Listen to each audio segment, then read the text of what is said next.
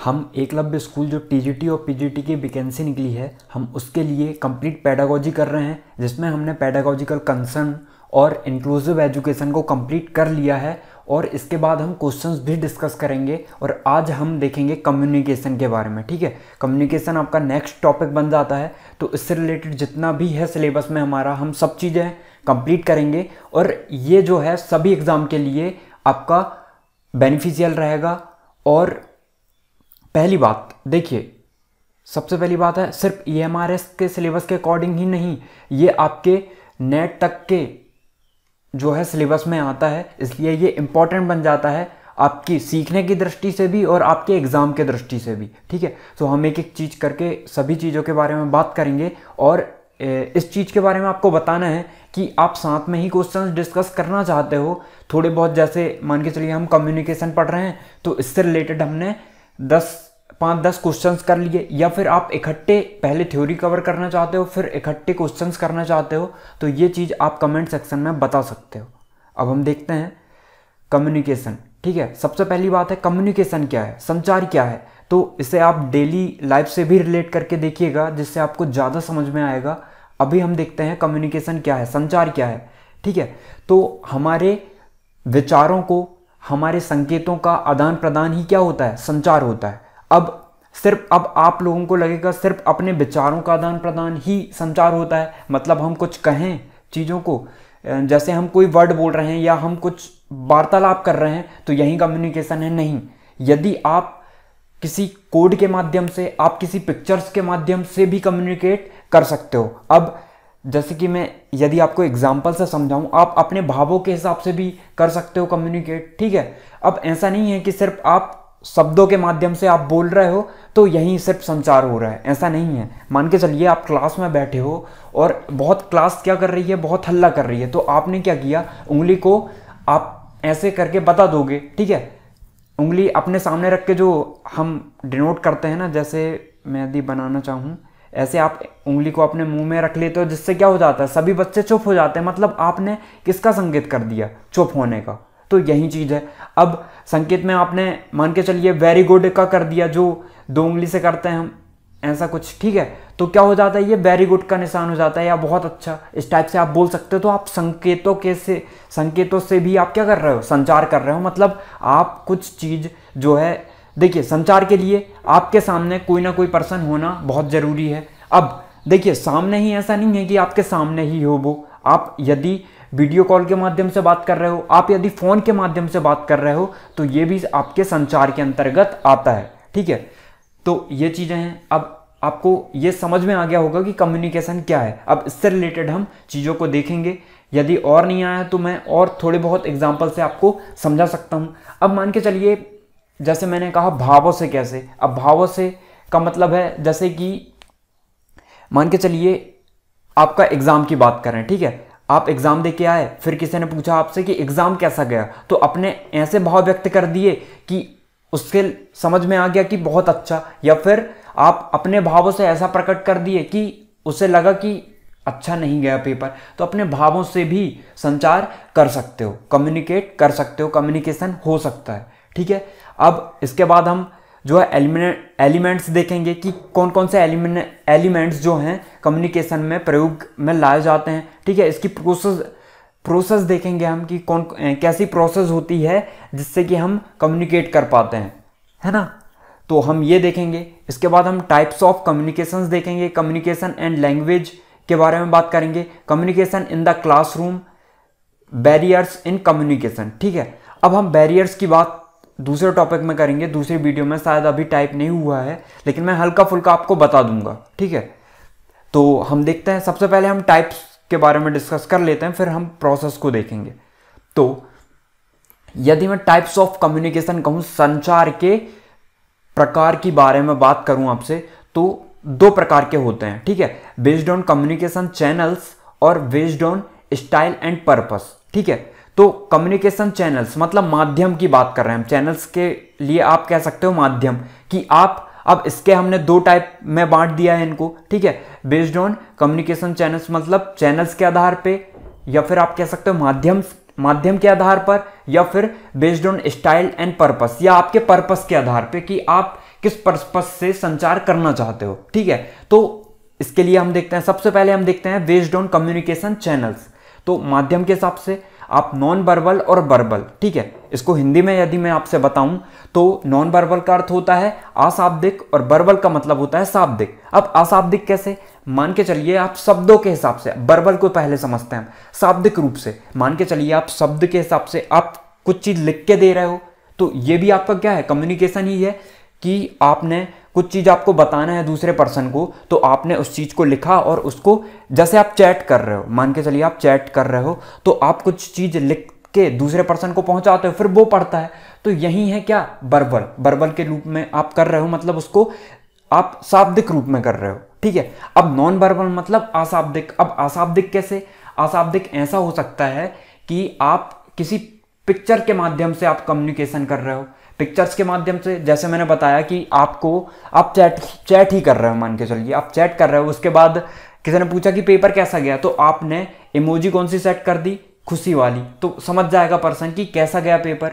ठीक है, तो ये बातें हैं जिसे आप नॉन वर्बल तरीके से हम कह सकते हैं कि सांकेतिक रूप में आप किसी संकेत से बता सकते हो, आप किसी पिक्चर के माध्यम से बता सकते हो, आप भावों के रूप में बता सकते हो, भाव भी आपके क्या हो जाते हैं, नॉन वर्बल। और यदि आपने शब्दों का प्रयोग किया, रिटर्न फॉर्म में हो चाहे आपके शाब्दिक फॉर्म में हो, ओरल फॉर्म में हो, तो वो क्या हो जाता है, वो हो जाता है आपका शाब्दिक मतलब वर्बल।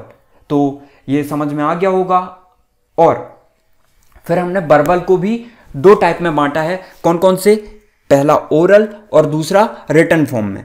ठीक है, अब ओरल कैसा, ओरल मतलब आप बता के जो चीजें करते हो, जैसे कि मैं बोल रहा हूं तो ये है ओरल। ठीक है, अब रिटर्न फॉर्म कैसा होता है, रिटर्न फॉर्म मतलब मैं लिख के, अब जैसे मैंने ये लिख के आपको जो बता रहा है, मैं जो बता रहा हूं मैं आपको, या जो पहले से ये लिखा हुआ है लिखे वाले फॉर्म में है, इससे भी क्या हो रहा है, कम्युनिकेशन हो रहा है, आप चीज़ों को पढ़ रहे हो और मैं आपको बता रहा हूं, तो ये कैसा हुआ, रिटर्न फॉर्म में हुआ, तो इससे भी क्या हो रहा है, संचार हो रहा है, आप कुछ चीज़ों को ग्रहण कर रहे हो, तो यही चीज़ें हैं जिससे हम रिटर्न के फॉर्म में कम्युनिकेट करते हैं। अब जैसे मैंने एक और एग्जांपल दिया था आपको, आप चैट कर रहे हो, किसी से भी चैट कर रहे हो, तो आप क्या करते हो, बोल के करते हो, बोल के भी कर सकते हैं हम, और रिटर्न फॉर्म में आप कैसे करते हो, आप कुछ भी लिख के बातें कर सकते हो। ठीक है, अब ये होती है रिटर्न फॉर्म में।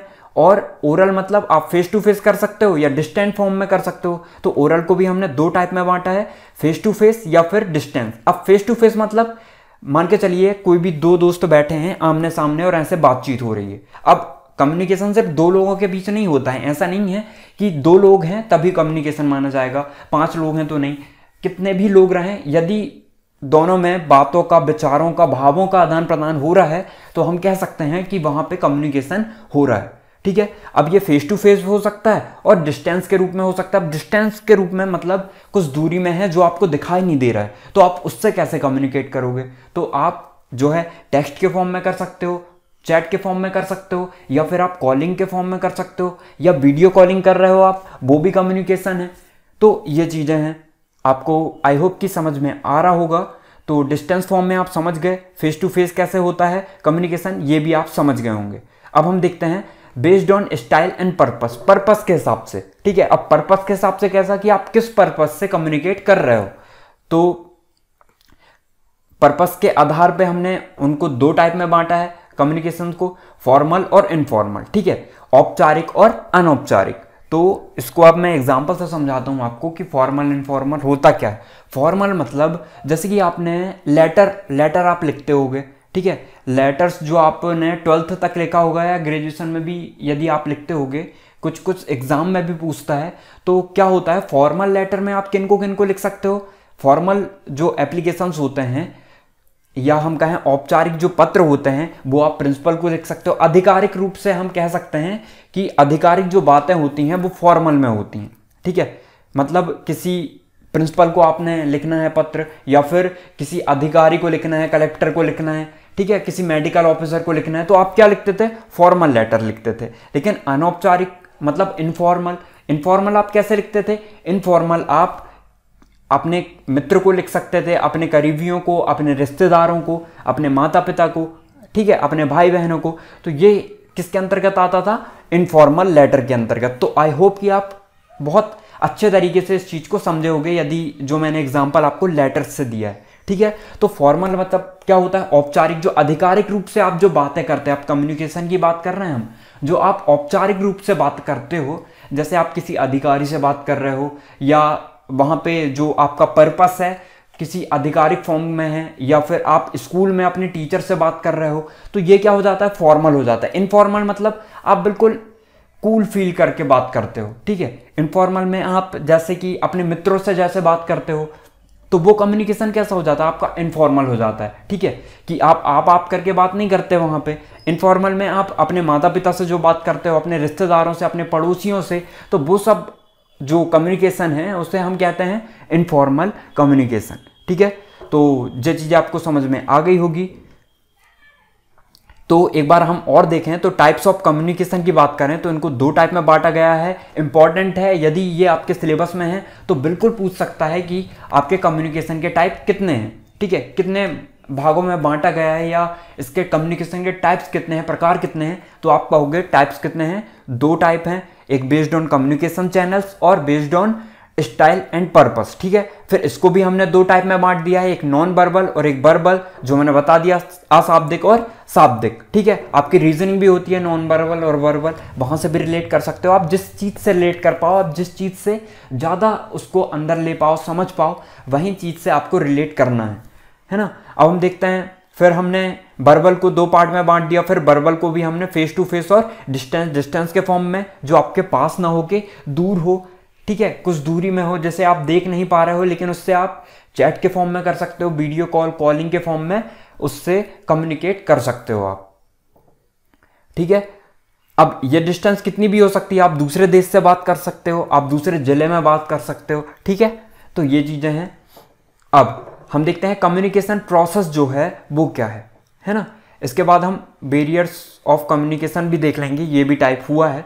तो ठीक है, तो आपको हिंदी इंग्लिश में प्रॉब्लम नहीं जा रही होगी, क्योंकि मैं हिंदी में भी बताते जा रहा हूँ आपको। तो प्रोसेस क्या है इसकी हम ये देखते हैं। सबसे पहले ये वाले फॉर्म को देखते हैं, ये ज़्यादा से आप अच्छे से रिलेट कर पाओगे। ठीक है, सेंडर, जो कि बात जैसे कि मैं सेंड कर रहा हूँ, ठीक है, आप मुझसे रिलेट कर सकते हो। मैं क्या कर रहा हूँ, सेंड कर रहा हूँ, मतलब मुझे आपको कुछ चीज़ डिलीवर करना है, मुझे आपको कुछ चीज़ें बताना है, तो जो बता रहा है चीज़ों को वो क्या होता है, सेंडर होता है। ठीक है, अब मैं सेंड कर रहा हूं आपको, वो इनकोडिंग के फॉर्म में है, मतलब इनकोडिंग हम कह सकते हैं वो रिटर्न फॉर्म में हो सकती है, वो ओरल फॉर्म में हो सकती है, शाब्दिक फॉर्म में हो सकती है, या फिर मैं पिक्चर्स के फॉर्म में आपको बता रहा हूं तो वो है। अब मैं कुछ बता रहा हूं आपको, तो वो इनकोड कैसे किया मैंने, ठीक है, इनकोड कैसे कर रहा हूं मैं, या तो मैं शाब्दिक फॉर्म में कर रहा हूं, या किसी की भी बात करो, कोई भी यदि सेंडर है वो आपको कुछ भी बताना चाहता है तो वो किस फॉर्म में कर सकता है, कुछ भी बताना चाहता है वो आपको,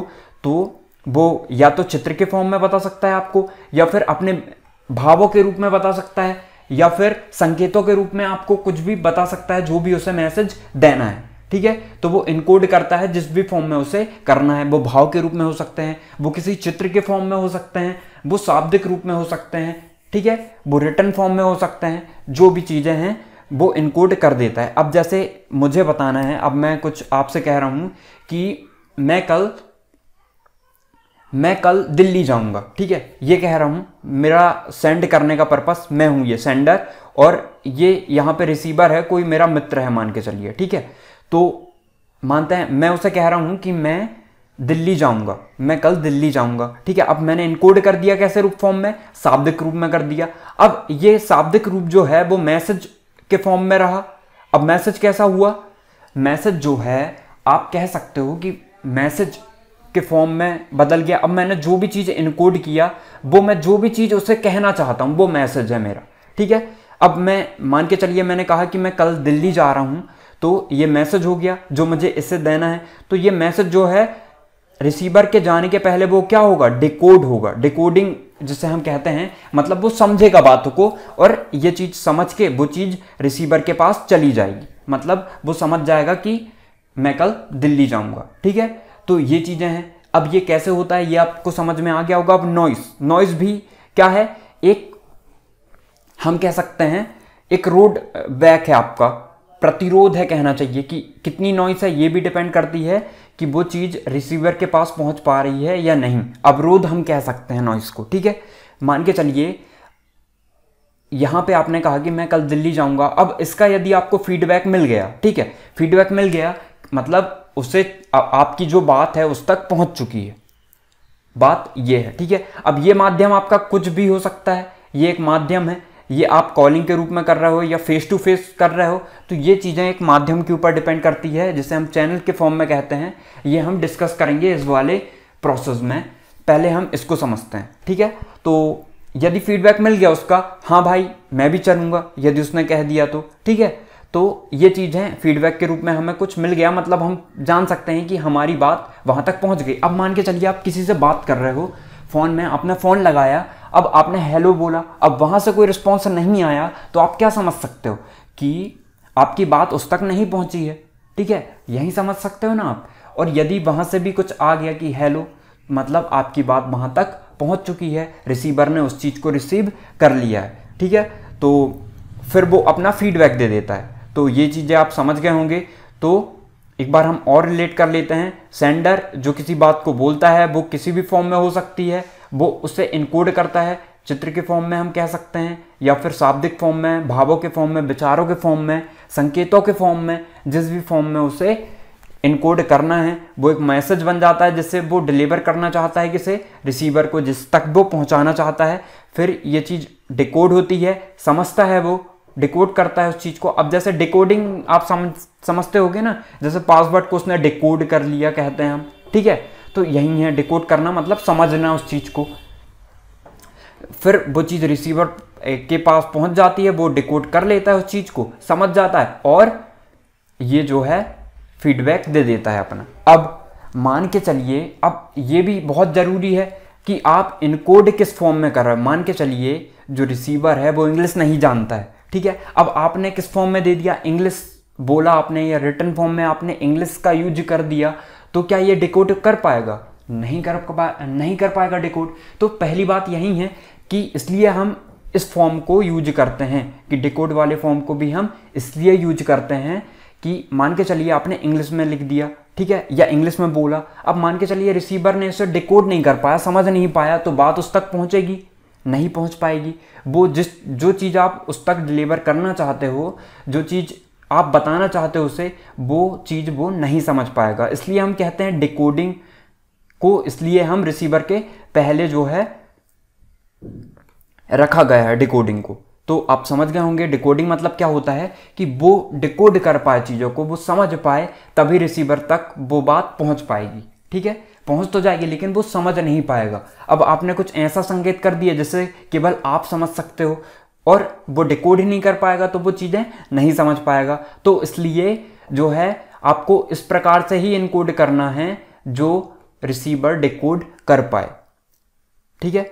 तो ये चीज़ें आप समझ गए होंगे। नॉइज़ भी नहीं होनी चाहिए, डिस्ट्रैक्शन भी नहीं होना चाहिए वहाँ पे। तो ये सब चीज़ें जो है एक कम्युनिकेशन प्रोसेस हम कह सकते हैं इसको, ठीक है। तो चीज़ें आपको समझ में आ गई होगी। अब हम ये देखते हैं कि क्या होता है सेंडर, ठीक है। सेंडर क्या करता है, इनकोड करता है चीज़ों को, जैसे वो किसी भी फॉर्म में हो सकती है, चाहे वो संकेतों के फॉर्म में हो, शाब्दिक फॉर्म में हो, या फिर चित्र के फॉर्म में हो, भावों के फॉर्म में हो, किसी भी फॉर्म में हो सकती है, वो उसे इनकोड करता है, ठीक है। और ये सबसे ज़्यादा ज़रूरी है कि रिसीवर जो आप इनकोड कर रहे हो वो उसे समझ पाए, ठीक है। फिर वो मैसेज के फॉर्म में होता है जो आप डिलीवर करना चाहते हो रिसीवर को। फिर वो चैनल, आप किस चैनल के माध्यम से, आप कौन सा माध्यम है आपका, क्या आप फेस टू फेस है आपका माध्यम, मतलब आपके सामने ही है रिसीवर, जैसे आप उस मैसेज को पहुंचाना चाहते हो, या फिर वो आपसे बहुत दूर में है, तो आप मोबाइल के माध्यम से, चैटिंग के माध्यम से, या फिर वीडियो कॉल के माध्यम से उससे कम्युनिकेट करते हो, ठीक है। तो ये माध्यम हो जाता है आपका।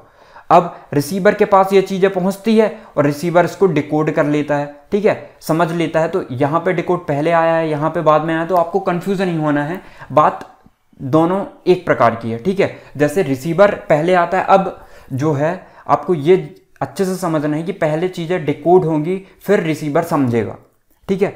रिसीवर पहले नहीं समझेगा। दोनों तरीके से आप समझ सकते हो कि जैसे इंग्लिश की यदि मैं बात करूँ, एक तरीके से मैं आपको समझाऊं कि उसने इंग्लिश में बोला, इसको सुनाई तो दे दिया पर इसने डिकोड नहीं कर पाया।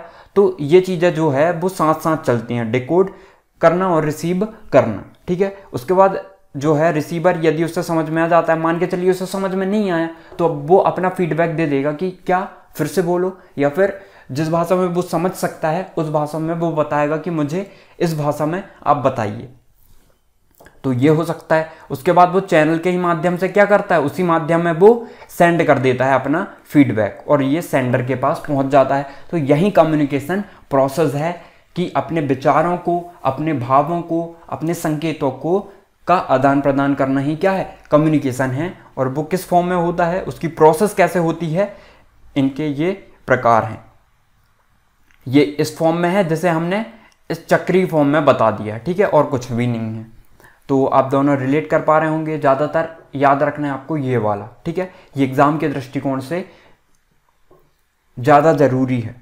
अब हम देखते हैं बैरियर्स ऑफ कम्युनिकेशन, अवरोध हम जिन्हें कह सकते हैं, ठीक है। अवरोध क्या क्या है तो इसे हम डिटेल में देखेंगे। अभी आप दो समझ लीजिए बैरियर्स क्या है। जैसे मैंने बताया कि कम्युनिकेट कर रहे हो आप, मान के चलिए नेटवर्क नहीं है तो आप कम्युनिकेट नहीं कर पाओगे, ठीक है। तो नेटवर्क क्या हुआ, अवरोध हो गया। अब मान के चलिए आप ऐसे जगह में हो जहां पे बहुत ज़्यादा शोर हो रहा है, तो आप क्या रिसीवर तक अपनी बातें पहुंचा पाओगे, नहीं पहुंचा पाओगे। तो यही है अवरोध, ठीक है। अवरोध मतलब क्या होता है कि जो भी चीज़ें सेंडर बताना चाहता है वो रिसीवर तक ना पहुंच पाए, तो यही क्या है, यही है अवरोध, बैरियर ऑफ कम्युनिकेशन। तो ये बैरियर्स जो है बहुत से हो सकते हैं। अब जैसे कि मैंने पहले ही डिस्कस किया आपसे कि लैंग्वेज बैरियर्स, ठीक है, भाषा अवरोध। भाषा अवरोध अब कैसे हो सकता है, मान के चलिए वो हिंदी समझता है और आप इंग्लिश में बोलो उससे, आप उर्दू में बोलो या फिर कोई और लैंग्वेज में बोलो, ठीक है, स्पेनिश में बोल रहे हो आप, लैटिन में बोल रहे हो, तो वो समझ पाएगा, वो नहीं समझ पाएगा। कि भाषा का अवरोध भी हम कह सकते हैं कि जिस भाषा को वो समझ सकता है उसी भाषा में हमें कम्युनिकेशन करना है। अब मान के चलिए, अब इसे भाषा का अवरोध हम एक और तरीके से कह सकते हैं। अब आप कहोगे कि सेंडर जो है एक ही गांव का है, ठीक है, रिसीवर एक ही गांव का है, तो वो एक ही भाषा में बात करेंगे ना, तो इसमें अवरोध कैसा हुआ। मान के चलिए जो है आप दिल्ली गए हो ताजमहल देखने, तो वहाँ पे आप देखते हो विदेशी लोग भी आते हैं, ठीक है। अब विदेशी लोग ने में से किसी ने आपसे पूछा, कुछ पूछा, वो चीनी था तो उसने चीनी लैंग्वेज में आपसे पूछा, तो आप क्या करें, भाषा के अवरोध के कारण आप उससे संचार कर पाओगे, नहीं कर पाओगे, ये संभव ही नहीं है, ठीक है। आप भावों के रूप से कर सकते हो, यदि वो आपसे कम्युनिकेशन करना चाहे तो कुछ ऐसे भी ऐप आ चुके हैं जिससे आप उनकी भाषा को डिकोड कर सकते हो। जैसे इनकोड के फॉर्म में उसकी भाषा रहेगी तो उसको डिकोड करके आप अपने लैंग्वेज में बदल के उससे कम्युनिकेट कर सकते हो। तो ये थोड़ी सी लंबी प्रोसेस हो गई, लेकिन जो है भाषा का अवरोध आप समझ गए होंगे कि कैसा, ठीक है। तो भाषा का अवरोध मतलब आप उसी भाषा में ही कम्युनिकेट कर सकते हो जो भाषा आप दोनों जानते हो। जिससे आप, जैसे दो मित्रों के बीच कम्युनिकेशन हो रहा है या दो कोई भी यात्रियों के बीच कम्युनिकेशन हो रहा है, तो ये भी सबसे ज़्यादा ज़रूरी है कि वो एक ही भाषा में कम्युनिकेट करें जिससे वो डिकोड कर पाए, रिसीवर उसे डिकोड कर पाए और सेंडर इनकोड कर पाए, ठीक है। तो ये भी ज़रूरी है। तो ये आप समझ गए होंगे। अब वास्तविक बाधाएं, फिजिकल बैरियर्स जो है बहुत सी हैं। वास्तविक बाधाएं जैसे बहुत ज़्यादा शोर हो रहा है वहाँ पे, ठीक है। अब जैसे आप आमने सामने बैठे हो और वहाँ पे बहुत ज़्यादा शोर हो रहा है, मान के चलिए कंस्ट्रक्शन का काम चल रहा है, मशीनें चल रही हैं, तो आप शोर के कारण एक दूसरे से बात नहीं कर पाओगे, नहीं कर पाओगे, आप एक दूसरे से संचार नहीं कर पाओगे, कम्युनिकेट नहीं कर पाओगे, जिससे सेंडर की बात रिसीवर तक नहीं पहुँचेगी। तो ये होती हैं वास्तविक बाधाएं। बहुत सी बाधाएं होती हैं वास्तविक बाधाओं में, जिसको हम जो है रिलेट करके पढ़ेंगे, ठीक है। अब ये जो है नॉइज़ के माध्यम से, आप मान के चलिए आप कॉल में बात कर रहे हो, फ़ोन में बात कर रहे हो, कि वहाँ पे आप देखते हो कभी कभी दूसरी लाइन भी मिल जाती है, तो आप क्या कर सकते हो, ये जो है ये बाधाएं हो गई जिससे आप अच्छे तरीके से कम्युनिकेट नहीं कर पाओगे। तो ये चीज़ें हैं। तो आप आई होप कि समझ गए होंगे सभी चीज़ें। जो भी चीज़ें आपको डाउट लगे तो आप वो कमेंट सेक्शन में पूछ सकते हो, ठीक है। अब कम्युनिकेशन इन द क्लासरूम, ये देखते हैं हम, ये क्या होता है। नाम से ही स्पष्ट है, नाम से ही आपको लग रहा होगा कि कम्युनिकेशन इन द क्लासरूम मतलब क्लासरूम में कम्युनिकेशन, क्लासरूम में संचार। अब ये कैसे होता है, मान के चलिए टीचर को कुछ पढ़ाना है तो टीचर क्या करेगा, पढ़ाएगा। तो आपके सामने मान के चलिए वो बुक से पढ़ा रहा है, तो बुक आपके पास रिटन फॉर्म में भी है, और जो वर्बली चीज़ों को बोल रहे हैं, ओरली बोल रहे हैं टीचर, तो वो भी आपको समझ में आ रही है। तो यही है कम्युनिकेशन, मतलब संचार, आपका एक दूसरे से वार्तालाप करना, जिसे हम कह सकते हैं। मान के चलिए कम्युनिकेशन जो है बिना इसके संभव नहीं है, ठीक है। प्रोसेस के, ये प्रोसेस होती ही है, ये प्रोसेस जो है आप कहीं भी कम्युनिकेशन कर रहे हैं, क्लास में कर रहे हैं, स्कूल में कर रहे हैं, कहीं भी कर रहे हैं, वो इस फॉर्म में ही होती है, ठीक। इसको रिलेट करके चलना है आपको। अब क्लासरूम में आप अपने आप से रिलेट करके देखिए कि जब आप खुद पढ़ते थे या आपने कहीं पढ़ाया होगा, या फिर आप खुद से रिलेट करके ज़्यादा अच्छे तरीके से समझ पाओगे कि क्लासरूम में आप कम्युनिकेशन किस किस तरीके से कर सकते हो, ठीक है। और आपको कुछ बताना है, आपको कुछ समझाना है, आपको कुछ दिखाना है चीज़ों को, तो आप चित्र के फॉर्म में बता सकते हो, संकेतों के फॉर्म में बता सकते हो। ब्लैक बोर्ड क्या है, आप संकेतों के फॉर्म में आप कुछ लिख के बताते हो, रिटन फॉर्म में बताते हो, ठीक है। वर्बली फॉर्म में बताते हो, आप नॉन वर्बल तरीके से, संकेतों से, अपने भावों से, जैसे कि शोर कर रहे हैं तो आपने गुस्से वाला एक्सप्रेशन बना दिया, तो बच्चे समझ जाएंगे कि सर गुस्सा हो गए हैं, जिससे वो शांत हो जाएंगे। तो ये चीज़ें हैं कम्युनिकेशन की, जो कि क्लासरूम के अंदर अनेक तरीकों से हो सकता है। जो कि देखिए क्लासरूम में अब ऐसा नहीं कि टीचर और छात्रों के बीच ही होगा, छात्र और छात्रों के बीच भी हो सकता है कम्युनिकेशन। अब ऐसा नहीं कि सेंडर सिर्फ टीचर रहेगा, सेंडर स्टूडेंट भी हो सकता है, रिसीवर टीचर हो सकता है। ये जो है, अब जैसे मान के चलिए प्रश्न पूछा टीचर ने, अब प्रश्न पूछा तो उसका आंसर देगा, तो आंसर देते समय जो है ये फीडबैक के रूप में ले सकते हो आप, या फिर वो कुछ प्रश्न पूछना चाहता है, कौन, छात्र कुछ प्रश्न पूछना चाहता है, तो वो क्या कर सकता है, वो सेंडर बन जाएगा और टीचर रिसीवर बन जाएगा। तो ये प्रोसेस जो है, इसलिए मैंने आपको एक वृत्त के रूप में भी, चक्र के फॉर्म में भी बता दिया कि ये प्रोसेस ऐसे चलती रहती है, ठीक है, जिसमें सेंडर रिसीवर दोनों सेंडर रिसीवर बन सकते हैं। लेकिन इनकोड और डिकोड, ये फॉर्म आपको याद रखना है कि वो जो है उसी भाषा में, उसी संकेतों में जो है अपने मैसेज को रिसीवर तक पहुंचाए जो रिसीवर समझ सकता है। तो आपको चीज़ें समझ में आ गई होगी। जो भी आपको चीज़ें समझ में नहीं आई, या जो भी चीज़ें पूछना है, या जिस भी सब्जेक्ट में प्रॉब्लम है, आप कमेंट सेक्शन में पूछ सकते हो।